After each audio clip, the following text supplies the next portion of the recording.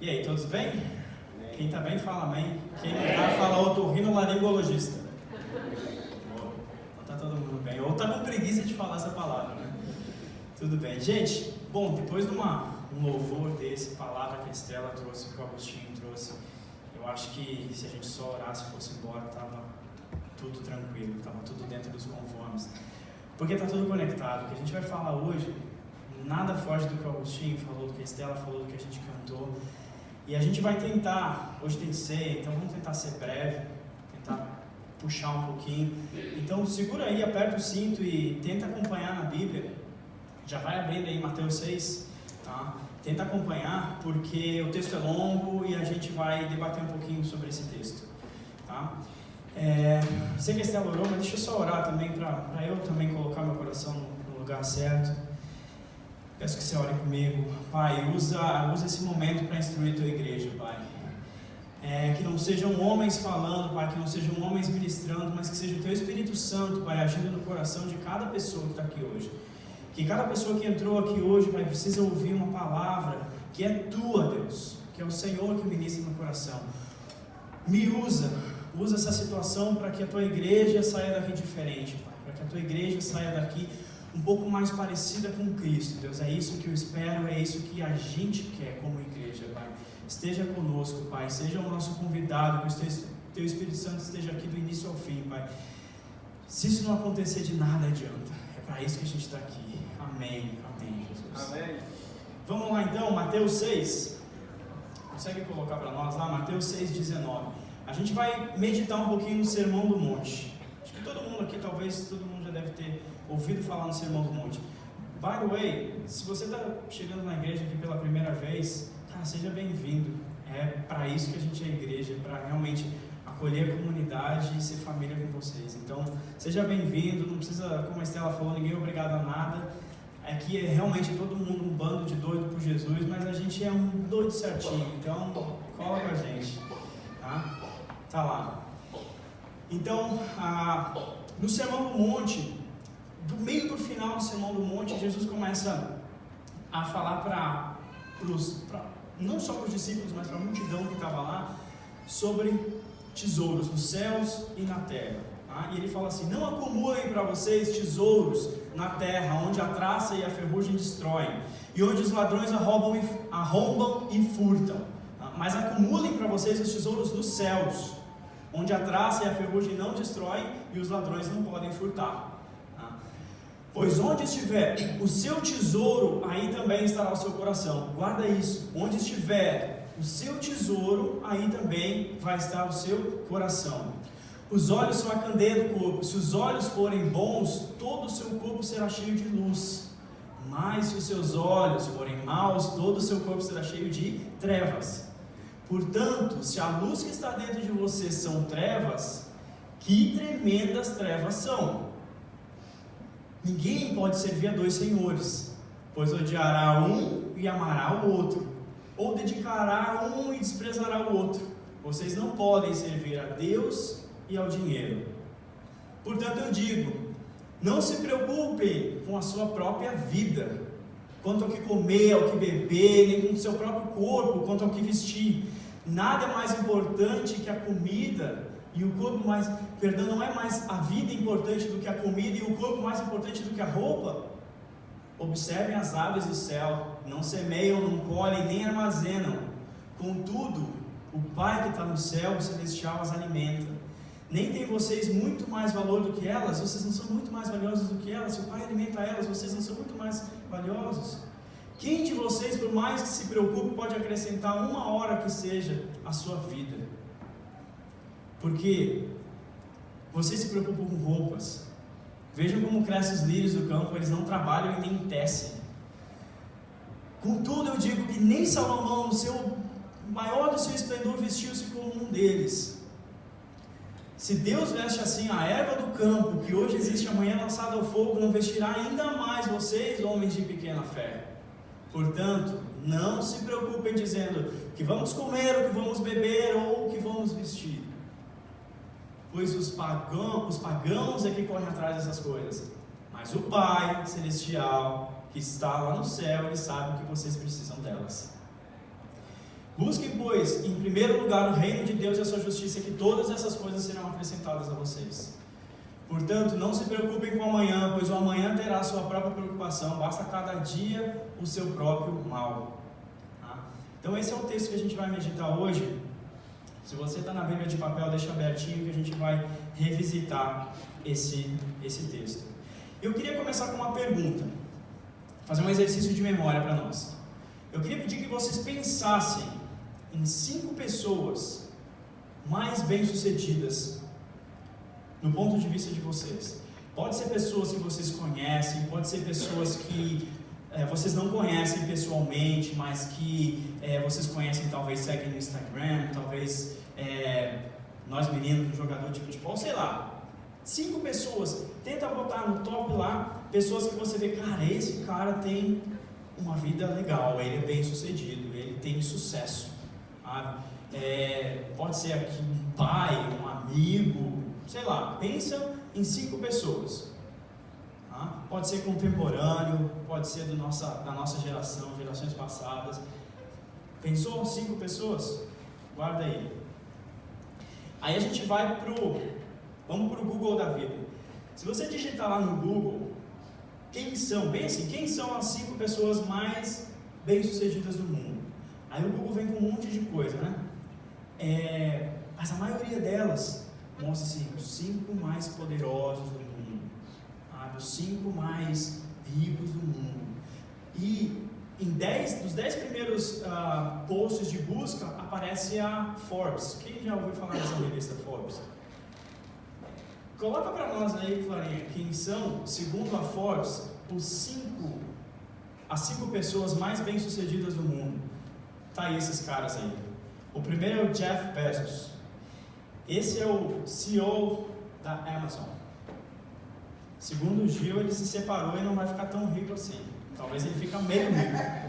Talvez no ano que vem já tem mais uma mulherzinha aparecendo por aí.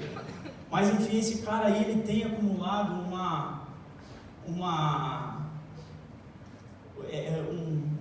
dinheiro de 131 bilhões de dólares. Uau! Esse cara é doido, né? O segundo é aquele tiozinho que a gente conhece, né? O Bill Gates. Eu nem sabia que esse cara ainda estava nessa lista, porque hoje ele tem mais ou menos 1% só da Microsoft, mas ele tem mais um monte de coisa que dá dinheiro, né? Então esse cara aí tem uma fortuna acumulada de mais ou menos 96 bilhões de dólares. O terceiro, o tiozinho, gente boa, né? Se tá na fila do trem com esse cara aí na frente, você não dá nada para ele. Warren Buffett. Esse senhorzinho, segundo os caras, ele é a raposa dos negócios. Ele sabe de investimento, ele é o cara. E ele tem várias empresas de baterias, uma bem conhecida é a Duracell. Tá? Esse cara ele tem acumulado 82 bilhões de dólares. O interessante desse velhinho é que ele falou que até o final da vida dele ele vai doar 99% da fortuna dele.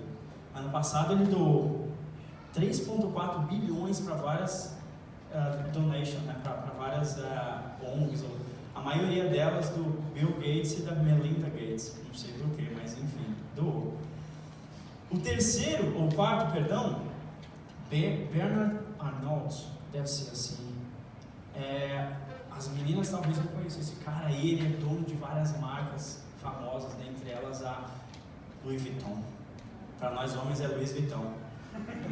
Esse cara aí tem 76 bilhões, 76 bilhões. E esse terceiro tiozinho que também a gente não dá nada para ele, dá nada, olha só. Esse cara, ele é um mexicano, e ele é dono da América Móvil e da Telemax. São empresas de telecomunicações. Essa Telemax é a maior do México. Praticamente 100% da telefonia no México é dela. E no México tem gente pra caramba. Esse tiozinho aí é só o dono de tudo isso. Ele tem acumulado 64 bilhões de dólares. Por que a gente trouxe esses bonitão aí? Português bonzão, né? Qual é o critério que o Google usa para falar que esses caras são os caras mais bem-sucedidos? O que eles têm em comum? Esses 5? Dinheiro. Dinheiro, demais. Tudo os caras ricão, né? Ou seja, a gente pode então assumir que para o mundo de hoje, ser bem-sucedido é ter dinheiro. Lendo a Bíblia lá quando Mateus, quando fala que a gente não pode servir a Deus e ao dinheiro, lá na minha Bíblia pelo menos está escrito assim, do grego mamon. Uau, aprendi uma coisa. Então, vamos falar mamon em vez de dinheiro? Então esses caras são cheios de mamon. São cheios de mamon. E o mundo hoje, ele considera pessoas bem-sucedidas, pessoas que têm bufunfa, mamon. E, gente, todo mundo de sã consciência, com saúde mental, na sua linha de vida, nasceu aqui, vai morrer aqui, nesse meio a gente está movimentando para algum lugar. A gente está indo em busca de alguma coisa, ninguém está parado e tipo assim, sei lá, deixa ver o amanhã, deixa ver o que acontece. Não, a gente está movimentando, a gente tem planos, a gente tem ideias, tá? E a gente movimenta para algo que a gente entende como sendo o quê? Sucesso. Ou ninguém quer ir para um buraco, passar a vida inteira caminhando. Estou errado? Se estou errado, levanta a mão aí e dá um grito. Mas todo mundo quer chegar em alguma coisa legal, sucesso. E a gente passa a nossa vida inteira programando, organizando as coisas para chegar no ponto de sucesso. É isso que a gente faz. E aí eu queria te perguntar uma coisa. Dessas pessoas que você pensou como bem-sucedidas, qual critério que você usou?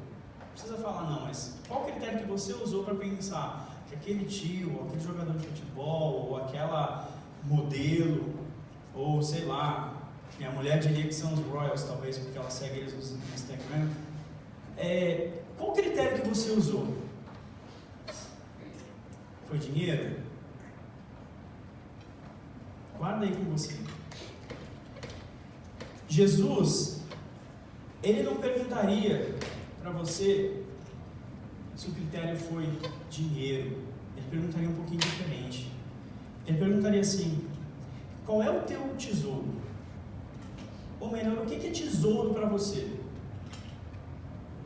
Trazendo para nosso contexto aqui, o nosso texto bíblico, ele não vai dizer assim, o que é sucesso para você? Ele vai dizer o que é tesouro para você. E olha como ele leva isso a um grau de importância absurdo. Ele fala aqui, aonde estiver o teu tesouro vai estar o quê? O teu coração. Então, quando a gente corre atrás de alguma coisa chamada sucesso, ou seja lá como a gente queira chamar, a gente está correndo atrás do nosso tesouro de vida. E se nós temos o nosso critério para tesouro, para sucesso, dinheiro, mamon, cara, a gente está correndo atrás do quê? Dinheiro. Nada mais do que dinheiro. E Jesus fala lá, se os teus olhos forem mau, todo o seu corpo será trevas. Ou seja, para onde você vê, para onde você enxerga, para onde você está indo, se isso for mal, todo o teu corpo será trevas. E ele fala ainda uma outra coisa bem interessante, que ele fala assim, se a luz que tiver dentro de você for trevas, é difícil, né? Para aí, Jesus. Se é luz, não é treva. Se é treva, não é luz. Mas ele fala isso, se a luz que estiver dentro de você for trevas, cara, que trevas serão. Ou seja, o que ele está dizendo? Ele está dizendo que se aquilo que você vê, se aquilo que você busca, se para você aquilo que é luz, que é certo, for errado, meu irmão, que enrascada que você está. Porque pensa comigo, quando a gente faz alguma coisa errada, aos olhos de Deus, qual é a nossa reação? Ou deveria ser a nossa reação? Arrependimento. A gente cai de joelhos, a gente se arrepende, a gente pede perdão e Deus aceita. É assim que a gente aprende, não é? Mas e se a gente acha que aquilo que a gente está fazendo está certo? Quando a gente deitar a nossa cabeça no travesseiro, vai arrepender? Não vai. Não vai, porque para nós está certo. Então, por isso que Jesus fala que, cara, se a luz que estiver dentro de você for trevas, que trevas serão. Porque se você não tem ideia daquilo que você está vendo, daquilo que você está correndo, é errado, que trevas serão. Tem um monte de ponto aí, vamos amarrar agora.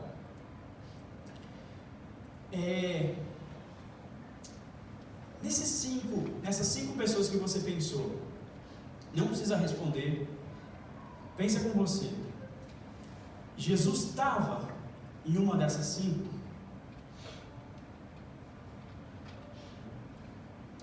Seja lá no topo da lista, ou pelo menos em uma das cinco, você pensou, Jesus, esse cara eu acho que ele é bem sucedido, ou foi bem sucedido. Ele viveu 33 anos, ele não tinha carro, ele não tinha, ou carroça na época, ele não tinha cavalo, ele não tinha um terreno, ele não tinha casa, ele não tinha tenda, ele morreu crucificado, zombado, cuspido, apanhou, sem ter feito nada, morreu pendurado numa cruz. Nossa, esse cara é bem sucedido.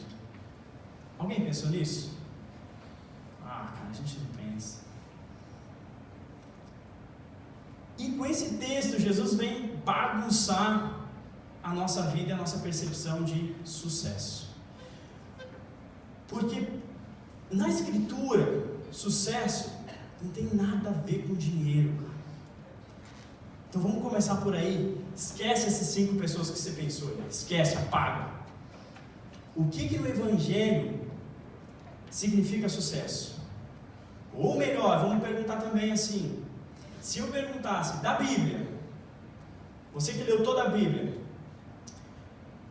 qual é a personagem bíblica mais bem sucedido? Bom, aí Jesus talvez tivesse. Eu espero que sim. E tem que estar. Porque qual é a definição de sucesso nas Escrituras? E na nossa vida deve ser assim. Sucesso é cumprir uma missão. Sucesso é você receber uma missão e você ir até o fim e cumprir ela. Você teve sucesso. Sucesso é você ter que fazer a prova do IELTS e tirar 6. Você estudou, você foi lá e tirou 6. Você teve sucesso. Você falou, eu vou lavar o carro domingo. Você lavou, você teve sucesso. Eu não sei o que é isso há uns 2 meses que eu falo para a Estela. Vou lavar o carro. Eu tenho sucesso. Anyway, isso é sucesso. É você ter uma missão e você cumprir essa missão. Então, onde é que a gente pode errar aí? Qual é o risco que a gente corre? Onde é que a gente pode errar? Em qual a missão que a gente tem? Ou qual a missão que a gente está correndo atrás dele? É nisso que a gente pode errar. O Francis Chan, ele fala um negócio que é interessantíssimo. Ele fala assim, o maior fracasso não é você fracassar numa missão, é você ter sucesso na missão errada. É você colocar teu esforço numa missão que não tinha nada a ver. Vou contar uma historinha boba, mas imagina que tinha uma senhorinha que ela, irmãzinha, crente, salva, glória a Deus, e ela já estava nos seus últimos anos de vida, e ela fala assim, cara, eu quero, agora sim, eu vou subir, eu vou agradar a Deus, eu vou levar para ele um bolo de chocolate, mas cara, não é um bolo de chocolate comum, eu vou fazer o melhor bolo de chocolate do mundo. E ela, cara, gastou os últimos anos da vida dela viajando e tal, ela foi lá para a Serra Gaúcha, onde tem o melhor chocolate do mundo, amém? Gramado, e segundo a minha mulher, Canelas. Ela foi lá para Gramado e Canelas, pegou chocolate, farinha, melhor farinha e tal, e ela passou anos e ela olhou, fez um bolo, e ela falou assim, cara, esse é o melhor bolo do mundo, ninguém vai fazer um bolo melhor que esse. Nossa, a Lud tá ali, velho, nossa, a Lud faz uns bolos que é, a Isa também, enfim, um bolo melhor que da Lud e da Isa, de chocolate, massa, aquela calda em cima e tal, e um belo dia ela, juntou os pezinhos e foi encontrar com Deus. E ela chegou lá e falou, pai, está aqui. Eu gastei o final da minha vida toda atrás de ingredientes e tal, e esse é o melhor bolo de chocolate que eu já comi, o melhor bolo de chocolate do mundo, eu trouxe só para o Senhor. Está novinho esse bolo. Não está guardado na geladeira uma semana, está novinho. E eu trouxe para o Senhor. E Deus pega o bolo e fala assim: filha, obrigado, mas eu gosto de bolo de morango.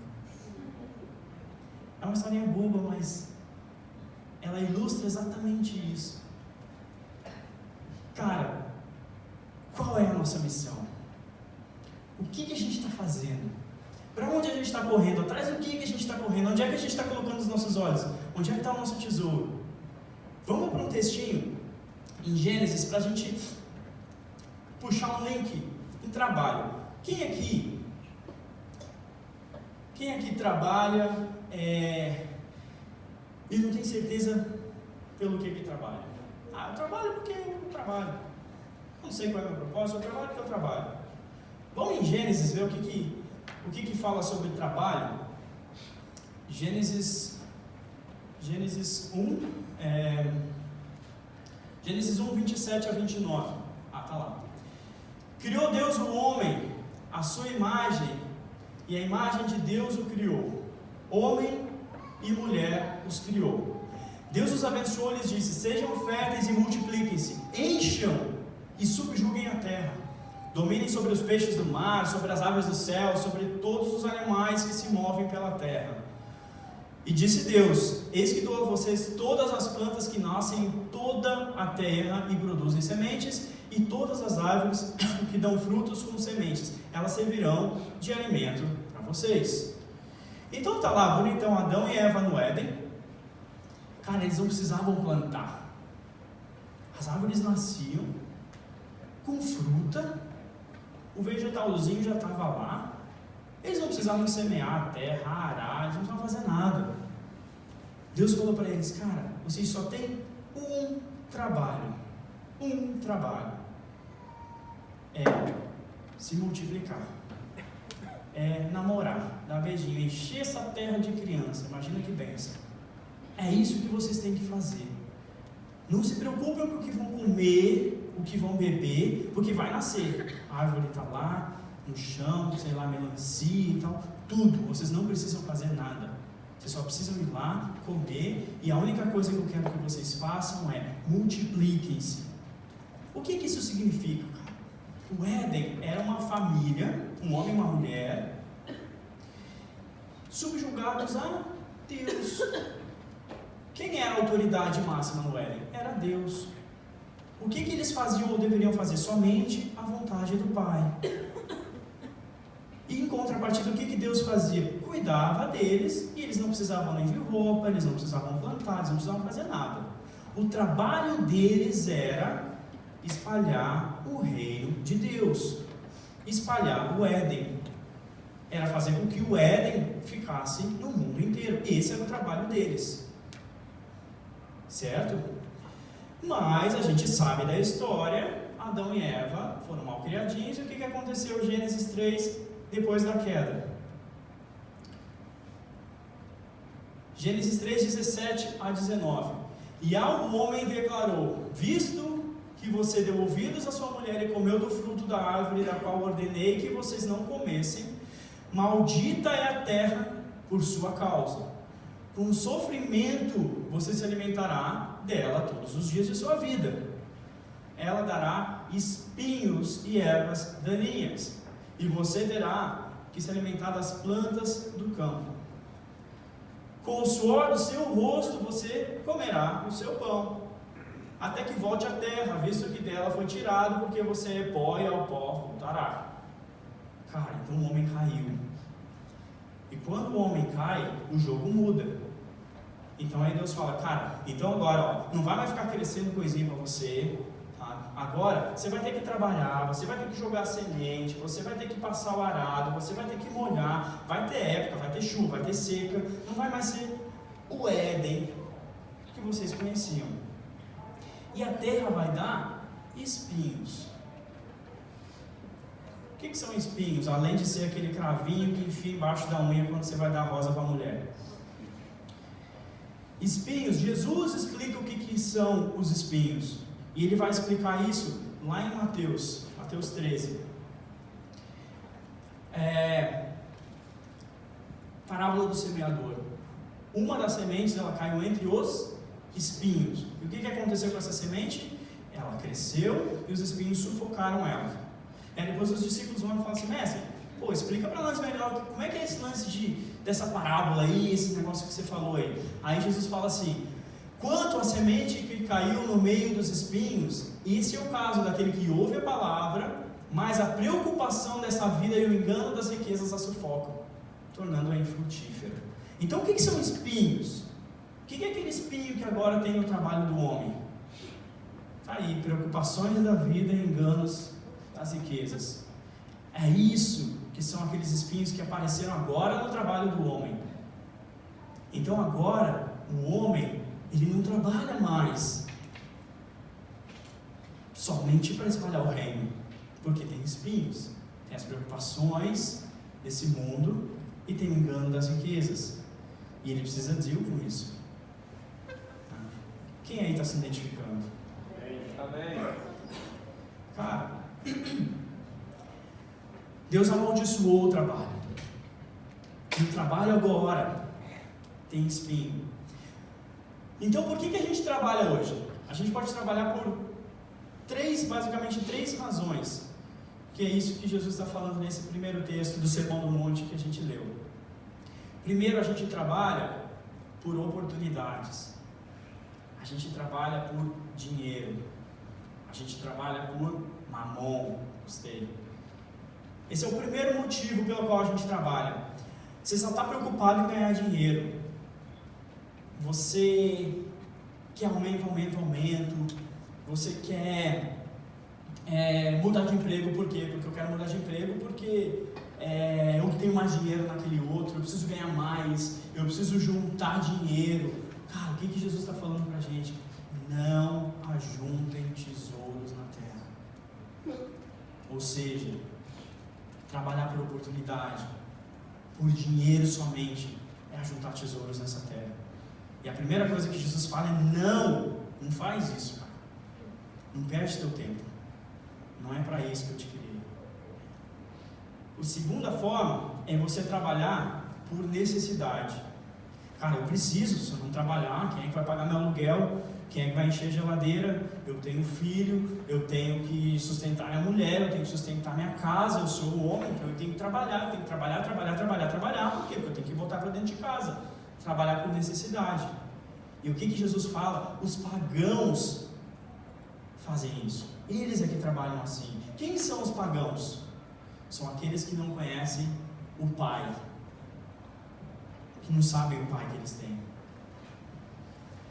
Cara, as crianças que estão correndo aqui, você acha que o Davizinho, o Josh, o Noah, o Lucas, você acha que eles vão, e antes de dormir eles falam assim: pai, deixa eu dar uma olhada lá na geladeira, para ver se tem leite para amanhã, senão, cara, não vou conseguir dormir. Cara, eles não pensam nisso. Por quê? Porque eles sabem que eles têm um pai. Eles sabem que eles vão gritar: leite, mamar, tô com fome. E vai vir o pai dele e a mãe dele com leite. Não sabe o que eles fazem, de onde tiram, se tem uma vaca lá na cozinha. Mas eles sabem que o leite aparece. Por quê? Porque eles têm pai. É isso que Jesus está falando aqui. Cara, não trabalhe apenas por necessidade. Os pagãos que não conhecem o pai é que fazem isso. Que tentam resolver tudo por eles mesmos. Mas tem um terceiro tipo de trabalho, que é pelo propósito, pela missão, que é trabalhar por aquilo que Jesus te colocou para fazer. Cara, e a gente não está falando em mudar de trabalho, a gente não está falando em... Talvez sim, mas assim, o que a gente está falando é que, primeiro, você tem que ter em mente o teu propósito e a tua missão. Nunca você vai ser bem sucedido na missão que Deus te deu se você não souber qual é essa missão. Então, quando você trabalhar, quando você sair na segunda-feira para o teu trabalho, tenha em mente isso. Qual é a minha missão aqui na Terra? Como é que eu uso o meu trabalho para atingir sucesso nessa missão? Como é que eu vou fazer? É isso que Jesus está falando. Jesus veio e redimiu o trabalho. Jesus vem, e aquele trabalho que foi amaldiçoado, agora Jesus fala: cara, vocês têm pai. Não se preocupem com o que vestir, não se preocupem com o que comer. Sabe os passarinhos aqueles lá, que ficam voando e fazendo barulho? Até eles o Pai sustenta. Que dirá vocês? Sabe? Então, é isso que Jesus veio falar. Jesus veio trazer de novo o Éden para nós. A gente tem isso à nossa disposição. Hoje em dia, ou melhor, depois do Novo Testamento, qual é a missão que Jesus deu para os seus discípulos? Quem lembra? Vamos facilitar, a grande comissão. Ide e pregai o Evangelho. Aonde? Em todo mundo. Batizando. O que é isso? Se não, levar o reino de Deus para todo mundo. Então essa é a nossa missão geral, global. Opa, eu já tenho aí então um norte. Eu já tenho um norte. Como cristão, eu tenho uma missão, que é pregar o Evangelho em todos os cantos. Tá? Seja do jeito que for, eu tenho que pregar o Evangelho. Seja com as minhas atitudes, seja com a minha palavra, seja com as minhas ações, seja com as minhas obras, seja com qualquer coisa, eu tenho que levar o reino de Deus, eu tenho que levar a luz, eu tenho que ser sal para essa terra. Beleza. Mas, e a nossa missão pessoal? Será que a gente tem? A gente tem uma missão que Jesus deu para cada um de nós. Uma missão que é nossa. A gente tem essa missão global. Mas a gente tem mais uma. Quem está comigo aí? Cara, sucesso não é dinheiro. Sucesso é cumprir uma missão. Cumprir a missão que Deus nos deu. O nosso trabalho ele tem que ser gerido através do nosso propósito, da nossa missão. Mas que missão é essa? Até me vem na cabeça, eu até anotei ali. Tem um filmezinho que ele é até antigo no Netflix, chama Toque Toque. Alguém já viu esse filme? Eu tenho um pouco de toque, que é o transtorno obsessivo compulsivo, então eu me identifico com isso. Me identifiquei, acho que é um filme de 2010, alguma coisa assim. É basicamente um monte de doidinho que tem toque. E aí um deles ele não pode pisar na linha, porque ele acha que se ele pisar na linha morre alguém. O outro, se alguém falar palavrão, tem que fazer sinal da cruz. E o outro tem que estar sempre se limpando e tal. E esses caras vão para um psiquiatra para se curar. Só que por algum motivo, o psiquiatra marcou todo mundo no mesmo horário. E ele estava na Flórida indo para Orlando, se não me engano. E o aeroporto fechou, cara. E aí tá lá os 10 doidinhos lá na sala de espera, na recepção, e o médico não aparece. Imagina. Aí os caras falam assim, eu já tive uma, como é que chama? Terapia em grupo. Eu já fiz uma terapia em grupo e, poxa, a gente podia fazer aqui. Então, todo mundo aqui mesmo, o médico não chega mesmo, vamos fazer uma terapia em grupo. E aí a gente tenta resolver o nosso lado. Beleza, todo mundo concordou. E o teste era o seguinte, botava uma cadeirinha, ficava todo mundo olhando pro cara, o cara ficava sentado na cadeira, eles forçavam aquela pessoa a fazer o toque dela, e a pessoa não podia reagir ao toque. Ou seja, ficava botando o pé do cara em cima da linha e tal, para a mulher que era palavrão, ficava falando palavrão e tal. Resumindo o filme para vocês, é chatinho, então já estou resumindo o filme inteiro. Ninguém conseguiu, cara. Todo mundo chegou lá, era 3 minutos, chegou no minuto, azar, não conseguiu. Ninguém, mas eles viram uma coisa. Quem estava sentado na cadeira não conseguia fazer, não conseguia resistir. Agora todos os outros que estavam ajudando aquele lá, resistiam ao toque deles. Cara, por quê? Porque eles não estavam focados dentro deles, eles estavam focados na missão que Deus deu para eles. Ou seja, não dá para você ter ansiedade quando você sabe qual é a missão de Deus e você está focado na missão de Deus. Quando você não está pensando só em você, quando você está pensando na tua missão, no outro. E deixa eu te falar uma coisa, a nossa missão pessoal nunca vai ser para nós, vai ser sempre para o próximo, vai ser sempre para alguém. Então aí já vai outra dica, para a gente achar a nossa missão. Então, eu resumi um baita de um filme, vocês não precisam perder 1h50 da vida de vocês vendo esse filme, porque está resumido ali. Mas a mensagem é legal, porque cara, se a gente focar na missão que Deus nos deu, muitos dos nossos problemas, se alguém tem ansiedade, depressão, cara, sim, procura médico, mas procura também o médico dos médicos. Amém. E foca na missão que você tem, cara. E o jogo vai virar, a tua vida vai mudar. Dito isso, para a gente encerrar e a gente amarrar algumas pontinhas, beleza, Rafa, mas e aí? Como é que eu sei qual é a minha missão? Para que eu não fique correndo a minha vida inteira em vão e fique olhando para um tesouro que é mamon com açúcar. Cara, duas formas. A gente vai trazer duas formas. A primeira delas é: encontra o teu lugar no corpo. Encontra o teu lugar no corpo de Cristo. Isso aqui, cara, essa família. Seja família com a gente. Sim, sabe?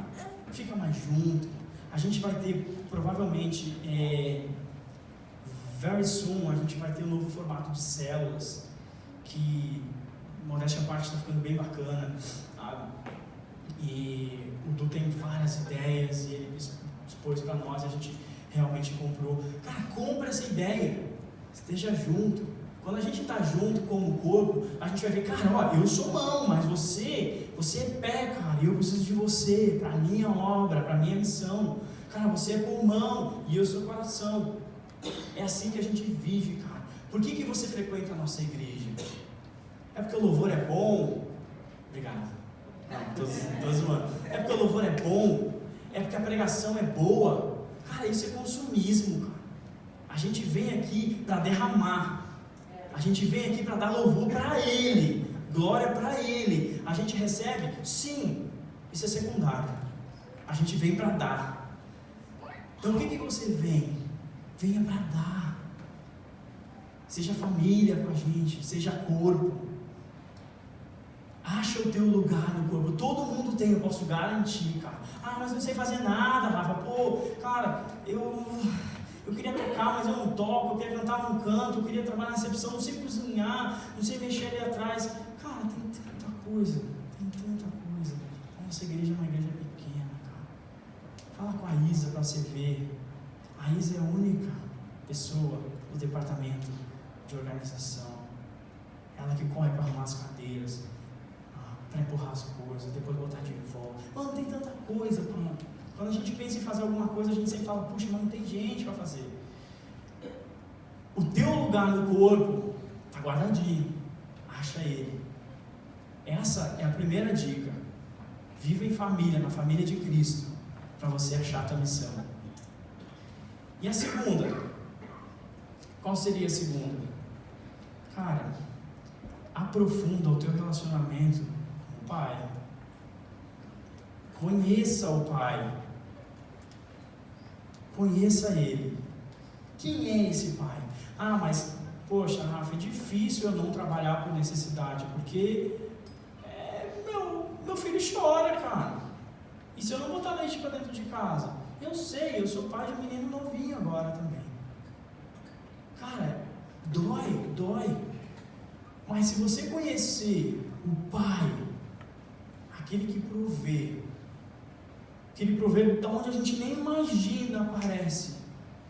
E se você conversar com muita gente aqui, todo mundo vai ter testemunho de falar, cara, Deus proveu no momento que eu mais precisava. Isso aconteceu comigo e com a minha esposa 2 meses atrás, cara. Quando a gente estava desesperado, apareceu uma galera com uma oferta. Eu falei, cara, como isso, velho? A gente batendo a cabeça, como é que a gente vai pagar essa dívida que a gente fez de visto e tal? E aí aparece o cara lá e fala assim, vai lá na tua conta lá. Aí você fala, cara, existe um Pai. Existe um Pai. E Ele provê, Ele te cuida. Grita para Ele, leite. Ele vai te dar. Saca? Então, a segunda dica, e talvez a mais importante, é aprofunda o teu relacionamento com o Pai. Jesus acaba o Sermão do Monte. Onde é que está meu papel aqui? Tá aqui. Em Mateus 7, 24. Ele acaba assim: ele fala: portanto, quem ouve essas palavras, ou quem ouve essas minhas palavras e as pratica, é como um homem prudente que construiu a sua casa sobre a rocha. Caiu a chuva, transbordaram os rios, sopraram os ventos e deram contra aquela casa, e ela não caiu, porque tinha os seus alicerces na rocha. Mas quem ouve as minhas palavras e não as põe em prática é como um insensato que constrói a sua casa na areia. Caiu a chuva, transbordaram os rios, sopraram os ventos e deram contra aquela casa, e ela caiu, e grande foi a sua queda. Como é que a gente imagina essa figura? Uma casa na areia e uma casa na rocha. Como é que a gente imagina? Aqui na praia, uma casinha, e aqui um pedregulho e uma outra casa. É assim, né? Mais ou menos assim, né? Esquece também. Vamos para Lucas, mesmo texto. Onde é que está? Lucas 6, 46, 49. Mesmo texto, por Lucas. Por que vocês me chamam Senhor, Senhor, e não fazem o que eu digo? Eu mostrarei com quem se compara aquele que vem a mim, ouve minhas palavras e as pratica, as põe em prática. É como um homem que, ao construir essa casa, ele cavou fundo e colocou os alicerces na rocha. Quando veio a inundação, a torrente, deu contra aquela casa, mas não conseguiu abalar porque ela estava bem construída. Mas aquele que ouve as minhas palavras e não coloca em prática, não faz nada, cara, ele é como um insensato. Ele é um homem que construiu a casa sobre o chão sem alicerces. No momento em que a torrente deu contra aquela casa, ela caiu e a sua destruição foi completa. O que Jesus traz para nós é uma figura de duas casas. As duas estão na areia. Só que uma delas, o cara que construiu cavou. Ele cavou, até encontrar a rocha lá embaixo. E foi lá que ele colocou o alicerce da casa. É tipo isso. São duas casas iguaizinhas, uma do lado da outra. Só que uma, se você olhar, ou se você cavar, Natan e o Robson estão aqui, os engenheiros, vão saber melhor do que a gente, ela está com o alicerce lá na rocha. Cara, pode vir vento, chuva, essa primeira casa não cai, porque o alicerce dela está bem fixo na rocha. A outra, coitadinha, bate o vento e ela cai. Então hoje, se a gente olhar para todo mundo aqui, cara, está todo mundo na areia. Está todo mundo construído sobre a areia. Mas tem gente que está cavando. Tem gente que está botando o alicerce lá embaixo, cara. E cara, quando vem a tormenta, e ela vem para todo mundo, pode ser um divórcio, a perda de um ente querido, a tua carreira destruída. Ela vem, a tormenta vem, e a gente sabe quem vai ser inabalável. É aquele que cavou. É aquele que cavou e encontrou a rocha lá embaixo e falou com a rocha. E falou: sabe, rocha, qual é o meu propósito? Qual é a minha missão? O que eu tenho que fazer nessa terra? Por que, rocha, que você me colocou nessa terra? Por que você me colocou nessa geração? Para fazer o quê? Cara, você está entendendo? Você está entendendo como é que você vai achar qual é a tua missão? É cavando, cara. E cavar não é fácil. Principalmente quando você começa. Quando você começa tem pedra, a areia está dura. Então, se você nunca cavou, começa hoje, começa amanhã. Posso te garantir que vai ser difícil. Você vai suar, cara. Você vai cansar, porque você não está acostumado. Mas quando você começar a cavar, teus braços vão ficar fortes. Você vai se acostumar com aquilo. E quando vê, você está cavando, e aquilo já não é mais um grande esforço para você. E daqui a pouco você encontra o quê? Opa, a rocha. Você encontra o Pai. Você encontra o Pai. Então, cara, se quer saber qual é a tua missão com Deus, cava. E o que é a pá? O que é a pá que a gente cava? A pá é a nossa obediência. Cara, Jesus fala para mim: Rafa, larga isso, para de fazer isso, cara, eu não quero mais você fazendo esse pecado. E aí você larga, você tira um pedaço de terra. Rafa, eu quero que você fique lá agora, não mais aqui. E você vai, tirou mais um pedaço de terra. Cara, é isso. Não tem segredo. A gente precisa entender o que a gente está fazendo nessa vida, senão nada faz sentido. A gente vai correr atrás de um tesouro que para Deus é bolo de morango, cara. É bolo de morango. Não adianta você fazer o teu melhor numa missão se ela está errada. Então, cara, minha oração é que a partir de hoje o Espírito Santo comece a nos incomodar. E primeiro, que Ele mude a nossa percepção de sucesso. Que toda vez que a gente pensa em sucesso, a gente lembre de Cristo. Cara, Ele cumpriu a missão dele, do início ao fim. Como Tinho falou aqui, Ele foi obediente. Obediente até a morte, cara. Pai, afasta de mim esse cálice, mas que antes de tudo a tua vontade seja feita. Cara, imagina isso. E qual era a missão de Cristo? Essa missão que foi 100% concluída, com muita dor, com muito sangue. Que missão era essa? Já parou para pensar? Está aqui a missão. Está aí. Está aqui. Nós somos a missão que Cristo veio cumprir. E Ele cumpriu, cara. Agora, Ele passou o bastão. Ei, está com você. Natan, cara, o bastão está com a gente. E o que a gente vai fazer com esse bastão, cara? Cara, a gente só...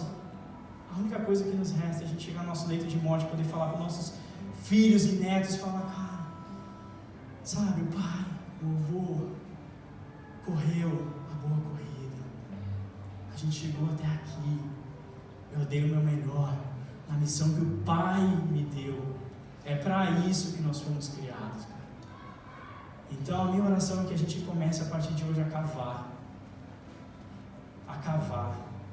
E cada um encontre o seu propósito e a sua missão. Que cada um consiga chegar lá na rocha e conversar com a rocha e receber da rocha. Cara, isso é tão maravilhoso, velho. Então que a gente hoje, essa noite a gente saia daqui pensando, é só isso que eu te peço. Que não seja mais um daqueles domingos que a gente ouve e a gente vai para casa e a gente esquece. Cara, não. Cara, quer saber? A gente começou, o Du passou aquele challenge de Marcos. Eu não quero nem perguntar quanta gente fez, cara. Mas eu tenho certeza que foi a minoria. Cara, tá com a gente. Depende da gente. Eu não posso cavar por você, o pastor não pode cavar por mim, ninguém pode cavar por ninguém. Tem hora que, meu irmão, é você. Vão ter pessoas que vão pegar assim no teu braço e vão te ajudar a cavar, mas é o teu braço que tem que estar lá.